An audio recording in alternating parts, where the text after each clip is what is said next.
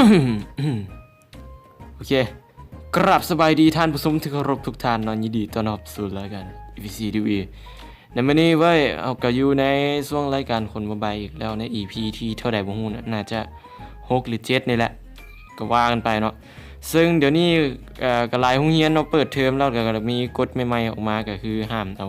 โทรศัพท์ไปนั่นเองเนาะแต่ก็บ่เป็นหยังดอกกูก็บ่ได้ติดโทรศัพท์หลายขนาดถึงกับว่าขาดมาแล้วกูสิตายเขาเนาะ ประเด็นในคลิปนี้ก็คือข่อยก็บ่ค่อยมีเวลาว่างเนาะท่านผู้ชมคือข่อยก็เรียนอยู่ชั้นมัธยมปีที่6แล้วเนาะท่านผู้ชมซึ่งก็อีก 2-3 ปีก็สิจบม.7แล้วเด้เนี่ยแป๊บเดียวนึงเนาะเวลาผ่านไปไวคือน้ำไหลนี่สิ่งที่จะบอกก็คือขอโทษขออภัยเนาะที่ข่อยบ่ได้ลงคลิปโดนเนาะซึ่งคลิปนี้เป็นคลิปที่ประกาศด้วยข่อยก็ขอโทษคือกัน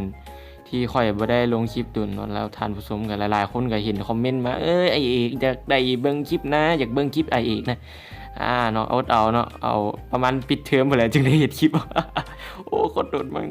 อันนี้ก็เว้าหยอกซื่อๆเด้อบ่ฮอดปิดเทอมดอกที่เฮ็ดคลิปนะก็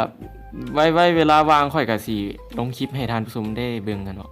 โอเคสำหรับวันนี้เอก VCTV ก็ต้องขอตัวลากันไปก่อนเนาะ